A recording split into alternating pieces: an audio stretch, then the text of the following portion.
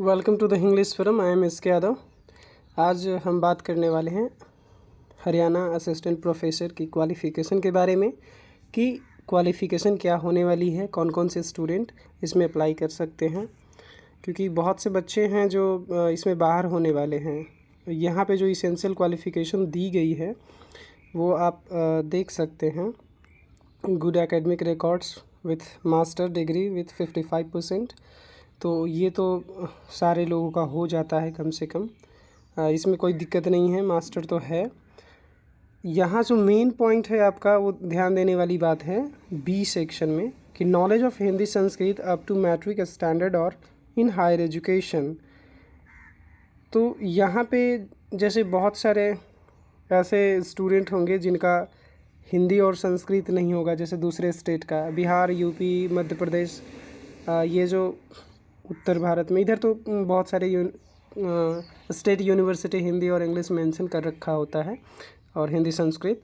लेकिन होगा क्या कि जैसे बंगाल के स्टूडेंट होंगे तो उनके यहाँ क्या होगा कि बांग्ला होगा और इंग्लिश होगा। तो उनमें से कोई सब्जेक्ट उन्होंने अगर लिया होगा 12th में और मैट्रिक में, तो फिर वो लोग अनएप्लीकेबल हो जाएंगे, वो लोग इस रेस से बाहर हो जाएंगे पहले ही।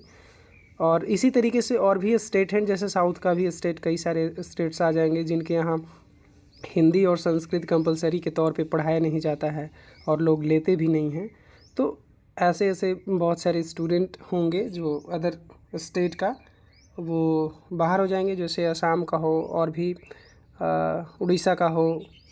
तो इस तरीके का तमाम जो स्टेट है जहाँ पे रीजनल लैंग्वेज पढ़ाई जाती हों, वहाँ के स्टूडेंट तो इससे बाहर होने वाले हैं इस बार, क्योंकि इन्होंने जो ये है हिंदी और संस्कृत वो मैट्रिक पे होना चाहिए और हायर एजुकेशन में होना चाहिए। इट मीन्स कि 12th लेवल पे होना चाहिए।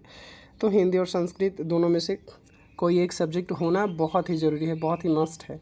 तो आप फिलअप करने से पहले ये देख लेंगे कि क्वालिफ़िकेशन ये है तो फिलअप करें, अन्यथा फ़ी बर्बाद करने की ज़रूरत नहीं है।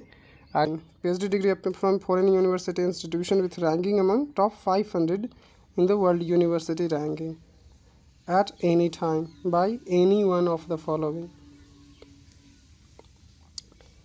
अब ये आपका दे दिया है कि जो बच्चे बाहर से PhD किए हैं, जैसे आउट ऑफ कंट्री किए हैं, तो उनका जो यूनिवर्सिटी है वो टॉप 500 यूनिवर्सिटी में रैंक होना चाहिए। अब जैसे यहाँ पे 3-4 इनका दे दिया है। टाइम्स हायर एजुकेशन, इसमें भी होना चाहिए रैंकिंग में। फिर academic ranking of world university, इसमें भी होना चाहिए। तो इस तरीके का अगर रैंकिंग में है तो ठीक है, नहीं तो फिर आप गड़बड़ हो सकती हैं। और इधर फ़ाइन आर्ट्स का है तो फ़ाइन आर्ट्स में भी आप देख लें कि क्या क्या चीज़ें हैं। वो 55% तो चाहिए ही चाहिए। फिर आपका इसमें भी है कि फ़ाइन आर्ट्स वाले भी स्टूडेंट जिनका मैट्रिक और हायर एजुकेशन में हिंदी संस्कृत बहुत ही मस्ट है, अगर ये नहीं है तो फिर नहीं होने वाला है। और नॉलेज ऑफ हिंदी संस्कृत है मैट्रिक स्टैंडर्ड और हायर एजुकेशन का, तो ये बहुत ही ज़रूरी है। ये अगर आपके पास है हिंदी और इंग्लिश का तो तब तो आप एलिजिबल हैं, नहीं तो नहीं है। That's all. Thank you for watching this video.